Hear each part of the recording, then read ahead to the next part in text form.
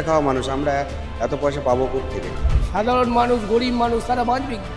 আমি এটা তীব্র প্রতিবাদ করছি। এখানে কোনো কালার দেখা উচিত নয়। জিএসটি বা ট্যাক্স তুলে নেওয়া হবে। ওষুধের জন্য যদি টাকা না রাখা হয় চালানো যাবে না। রোগ হলে খাবেন কি? অসুখ সারানোর জন্য আপনি যে জিনিসের উপর বারবার নির্ভরশীল হন তা হলো ওষুধ। চিকিৎসকরা তাদের প্রেসক্রিপশনে লিখে দেন একের পর এক ওষুধের নাম, কিন্তু সেই ওষুধই যখন হয়ে উঠছে আপনার আমার কাছে মহার্ঘ। সাধারণ মানুষ, যারা মধ্যবিত্ত মানুষ বা নিম্নবিত্ত মানুষ, যারা ওষুধের দাম কম হওয়ার দিকে তাকিয়ে থাকেন বারবার, তাদের জন্য কিন্তু কপালে চিন্তার ভাঁজ এসছে আবার।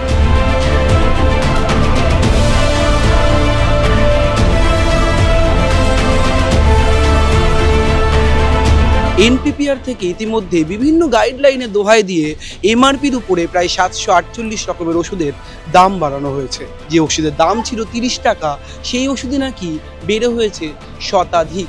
অর্থাৎ এই ওষুধের দাম নিয়ে কিন্তু চিন্তায় পড়েছেন আপনি, আমি এবং আমরা সকলেই।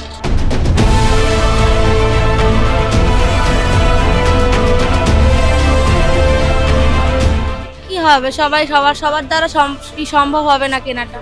সবার দ্বারা সম্ভব হোক এরকম কোনো নির্দিষ্ট একটা দাম দেওয়ার জন্য। আরে ওষুধের দাম কেন, সব জিনিসের দাম এত বাড়িয়ে দিচ্ছি, কি করছে আমাদের সরকার আমরা বুঝে উঠতে পারছি না। সাধারণ মানুষ, গরিব মানুষ তারা বাঁচবে কি? আমরা তো খেটে খাওয়া মানুষ, আমরা এত পয়সা পাবো কোত্থেকে? সরকার যেভাবে দাম বাড়িয়ে চলেছে, হ্যাঁ, জিনিসের দামপত্র কমুক, ওষুধের দাম কমুক। আমরা বাইরে থেকে চিকিৎসা নিতে এসেছি এখানে, এখন টাকা পয়সা কোথায় পাবো? তাতে একটু কম হয়, সেই জন্য রিকোয়েস্ট করবো। সেখানে জেনারিক মেডিসিনটা ইউজ করতে হবে, সেটাই। আমাদেরকে সব কিছু গভর্নমেন্টকে দিলে হবে না, ব্লেম করলে। প্রচুর কমিশন আছে, আপনিও জানেন এরকমভাবে কমিশন থাকে।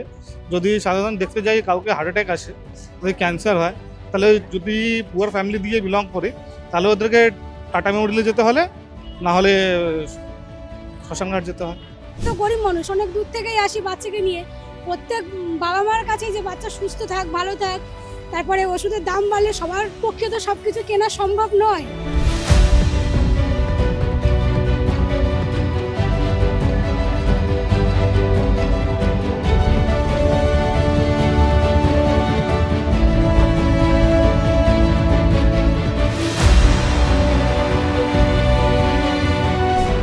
ন্যাশনাল ফার্মাসিউটিক্যাল প্রাইসিং অথরিটি, যারা ওষুধের দাম নিয়ন্ত্রণ করে, এটা সেন্ট্রাল গভর্নমেন্টের সংস্থা। 748টা ড্রাগ ওষুধের দাম,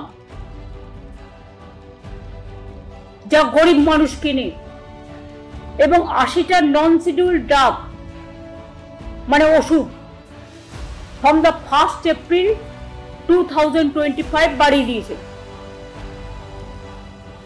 এইসব ওষুধ কিনে কারা? গরিব মানুষ, সাধারণ মানুষ, সমাজের যাদের ক্ষমতা নেই বড় বড় হসপিটালে গিয়ে প্রাইভেটে ট্রিটমেন্ট করা, যাদের ক্ষমতা নেই বিদেশে গিয়ে কোটি কোটি টাকা খরচ করে ট্রিটমেন্ট করা, তাদের জন্য এই ওষুধগুলো কাজে লাগে। আমি শকড, যারা কোটিত্ব দিয়ে ট্রিটমেন্ট করতে পারে,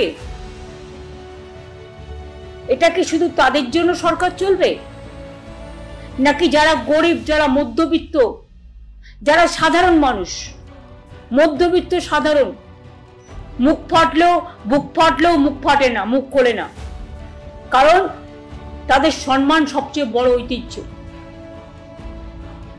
আমি এটা তীব্র প্রতিবাদ করছি এবং এটা টোটাল উইথড্র করার জন্য অনুরোধ করছি। এই রুলস অ্যান্ড রেগুলেশনসটা কন্ট্রোলড হয় কেন্দ্রীয় সরকারের দ্বারা, এখানে আমাদের কোনো কন্ট্রিবিউশন নেই।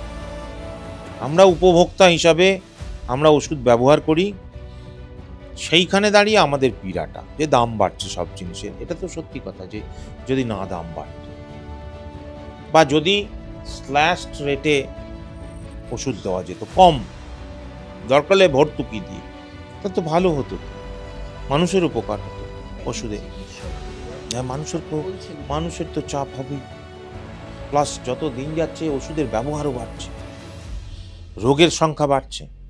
ওষুধে এখন প্রতি বাড়িতে ওষুধ খরচ প্রতি মাসে একটা নির্দিষ্ট অ্যামাউন্ট খরচ, আমরা ছোটবেলায় এরকম কখনো দেখিনি। ওষুধের জন্য রাখতে হবে মাসে মাসে ছিল না। এখন প্রত্যেক ফ্যামিলি ওষুধের জন্য যদি টাকা না রাখা হয় প্রতি মাসে, তো চালানো যাবে না। ফলে এটা মানুষের ওপরে তো পীড়া, আমি তো বলবো পীড়া, এবং না হলেই ভালো হতো। আমরা আমাদের বিজ্ঞানের ভাষায় বলি রেশনাল ইউজ অফ মেডিসিন, সঠিক ওষুধ সঠিক সময়ে সঠিক কারণে সঠিক মাত্রায় এবং সঠিক দামে।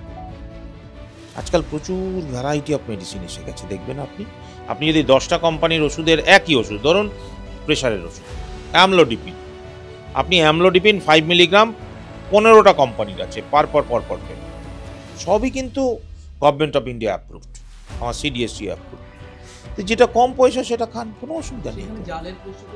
জালটা তো আলাদা জিনিস, জাল ওষুধ আলাদা জিনিস, ভেজাল ওষুধ আলাদা জিনিস। তার জন্য কঠোরভাবে এই যে ভিজিলেন্স রাখা, সতর্কতা সবার তরফ থেকে, ওষুধ কোম্পানি, রেগুলেটরি এজেন্সিস, ভারত সরকার এবং আমার রাজ্য সরকার, সাথে সাথে আমরা ডাক্তারবাবুরা এবং রোগী, এর খুব ভালো না খেয়াল রাখলে জাল ওষুধ বেরিয়ে যাবে, জাল ওষুধ ধরা মুশকিল হবে। যদিও কিউআর স্ক্যান কোড করে অনেকটাই বোঝা যায়, কিন্তু আজকাল কিউআর কোডও তো জাল হচ্ছে। দেখুন, এক তো ভেজাল ওষুধ, তারপরে ওষুধের দাম বেড়েছে। এবার মানুষ এখন হচ্ছে কিন্তু একটা আশঙ্কায় ভুগছে, বা আমরা যারা ডাক্তারি করি তারাও কিন্তু বুঝতে পারছি না যে কোন ওষুধটা ভেজাল। আদতে যে হারে বলা হচ্ছে সার্কুলেশনে অনেক কোটি কোটি টাকার ওষুধ ছড়িয়ে গেছে যেগুলো ভেজাল ওষুধ, সেটা একটা মানে সবার ভিতরে একটা আশঙ্কা তৈরি হয়েছে যে কোনটা আসল আর নকল।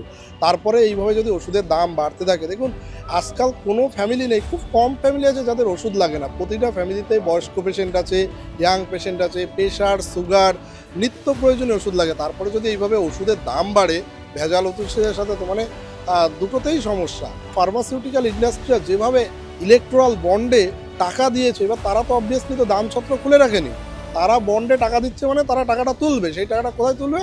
ওষুধের দাম বাড়িয়ে সাধারণ জনগণের উপর থেকে তুলবে। এই সমস্ত ওষুধের উপর কখনো এই ফার্মাসিউটিক্যাল ইন্ডাস্ট্রিগুলোর উচিত নয় এই ইলেকট্রাল বন্ডে ডোনেট করা। ইলেকট্রাল বন্ডে পুরোপুরি প্রভিশনে ফার্মাসিউটিক্যাল ইন্ডাস্ট্রিগুলোকে সে আইসোলেট রাখতে হবে, মানে এদের ভিতর থাকাই যাবে না। এবং বিভিন্ন ধরনের যে এক্সট্রা ট্যাক্সগুলো চাপানো হয় সেগুলোও কমাতে হবে, এবং যে সমস্ত জীবনদায়ী নিত্যতে লাগে সেই সমস্ত ওষুধগুলোর দাম বাড়ানো উচিত নয়। আর আমি বলবো যে এখন সারা ভারতের মানুষ ধর্ম বর্ণ নির্বিশেষে এই যে দামটা বেড়েছে বা ফার্মাসিউটিক্যাল ইন্ডাস্ট্রিগুলো বিভিন্ন বন্ডে ডোনেট করছে, এগুলোর বিরুদ্ধে প্রতিবাদ করা উচিত। এখানে কোনো কালার দেখা উচিত নয়। সেন্ট্রাল গভর্নমেন্টের বা কেন্দ্র সরকারের এই নীতির বিরুদ্ধে সবার কথা বলা উচিত। আদারওয়াইজ এই ওষুধের দাম দিনের পর দিন বাড়তে থাকবে, রাজনৈতিক বিভিন্ন দল তার ফায়দা নেবে ইলেকট্রাল বন্ডের মাধ্যমে। এটা বন্ধ হওয়া অত্যন্ত দরকার। দেখুন, বার্ডেন তো অবশ্যই, এবার কেন বাড়ালো সেটা সেন্ট্রাল গভর্নমেন্টই বলতে পারবে। তবে এনপিপিএ যে বাড়িয়েছেন 27 তারিখে, যে 27th যে দিয়েছেন 748 ফর্মুলেশন, তার মানে আপনার মানে কয়েক হাজার ব্র্যান্ড তার মধ্যে পড়েছে।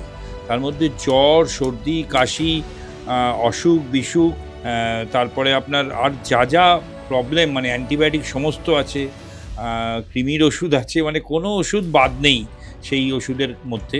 1.74% শুনতে, তার মানে আপনি প্রায় 2% যদি এই কোটি কোটি টাকার ওষুধের উপর বেড়ে যায়, মধ্যবিত্ত মানুষের তো ওষুধের যে আর কি বাজেট, সেটাতে তাদের তো অসুবিধার সৃষ্টি করবেই। আমরা মনে করি আমরা বেঙ্গল কেমিস্ট অ্যান্ড ড্রাগিস্ট অ্যাসোসিয়েশনের তরফ থেকে দীর্ঘদিন ধরে সেন্ট্রাল গভর্নমেন্টের কাছে আমরা লিখিত আকারে অ্যাপিল দিয়ে আসছি যে এসেনশিয়াল কমোডিটি এই ওষুধের ওপর থেকে জিএসটি বা ট্যাক্স তুলে নেওয়া হোক।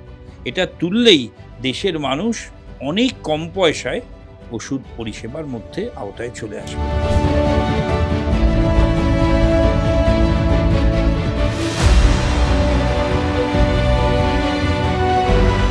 হিসাবে যদি ওষুধ মেনলি দেখুন, আমাদের কাজ কি? আমাদের কাজ হচ্ছে ডক্টরকে ওষুধ প্রমোট করা। সেইখানে যদি আমরা ওষুধ প্রমোট করতে যাই, এবার গিয়ে আমি ডক্টরকে প্রাইস বলি, প্রাইসটা যদি একটু ওভার রেটেড থাকে, সেইখানে সব মানুষের ক্ষেত্রে তো সমান হয়ে ওঠে না ওষুধ কেনা, তো তখন মানুষ ওষুধ কিনবে না। সেই ক্ষেত্রে আমাদেরও ওষুধ বিক্রি হওয়া বন্ধ হয়ে যাবে আস্তে আস্তে। এটাই আমাদের মেন সমস্যা। এবার ওষুধ বিক্রি হলে আমরা তো সারাদিন আমাদের কাজ ওষুধ নিয়ে, ওষুধ ডক্টরকে প্রমোট করা। এবার যদি আমরাই যদি ওষুধ বিক্রি না হয়, তাহলে আমাদেরও সংসার চলবে না। মানে একটার মাধ্যম দিয়ে পুরো চেন হয়ে রয়েছে, যে একজনের মাধ্যম দিয়ে আরেকজন, আরেকজনের মাধ্যম দিয়ে আরেকজন। এই প্রবলেম আমাদের ফেস হবে, আমাদের তখন পেটের ভাত হবে কিনা তাই না সন্দেহ আছে। দাম বাড়াটা অবশ্যই একটা মানুষের পক্ষে অসুবিধাজনক, মানে অ্যামাউন্টটা মানে ওষুধের বাড়া, কিন্তু ওষুধের গুণগত মানটাও বজায় রাখা উচিত। ওষুধের দাম যদি কম হয় কিন্তু সেটা মানুষের শরীরে গিয়ে একটা প্লাসিবোর মতো এফেক্ট করে, যে কোনো রকম কাজই হচ্ছে না শরীরে গিয়ে, সেটা তো কোনো লাভ নেই। কিন্তু ওষুধটার দাম কম, কিন্তু ওষুধটা যদি দাম বেড়ে যদি তার গুণগত মান ঠিক থাকে, যে মানুষের শরীরে গিয়ে মানুষের রোগ ব্যাধি সারানোর মতো কার্যকারী হয়, তাহলে আমার মতে দামটা বাড়া অ্যাপ্ট অ্যান্ড জাস্টিফাইড। কিন্তু যদি সেটা না হয়, দাম কমে ওষুধের পিছনে মানুষ ছুটে আর আলটিমেটলি মানুষের কিওর হচ্ছে না, তাহলে আমি বলবো সেটা অসুবিধা।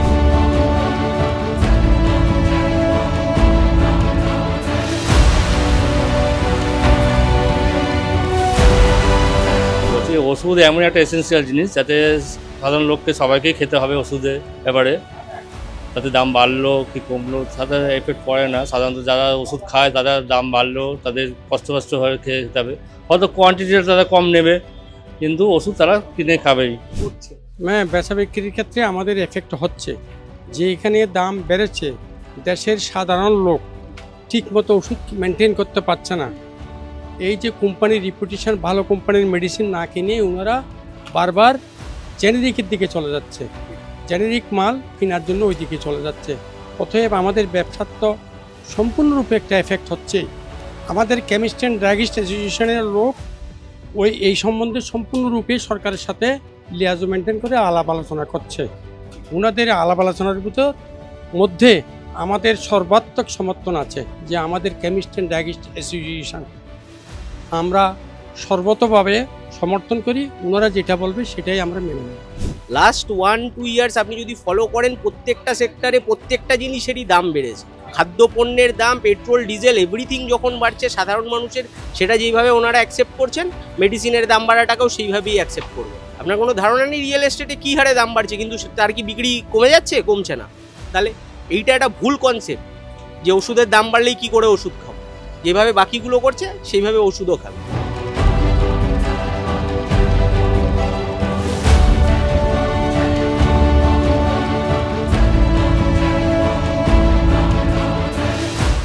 ওষুধের দাম বেড়েছে, তাতে আপনার আমার কি? এমনটাও যেমন বলছেন কেউ কেউ, আবার এর পাল্টা সাধারণ মানুষের যে পকেটে টান শুধু পড়ছে না, এক অন্যরকম অসুবিধার সম্মুখীন হবেন তারা, এমনও বলছেন কেউ কেউ। সব মিলিয়ে সাধারণ মানুষের অসুবিধা নিয়ে সরকার কি সত্যি ভাববেন, এমন প্রশ্ন তুলছেন অনেকেই। ক্যামেরায় ব্রতিন কুণ্ডুর সঙ্গে রমেন দাস, সংবাদ প্রতিদিন .in।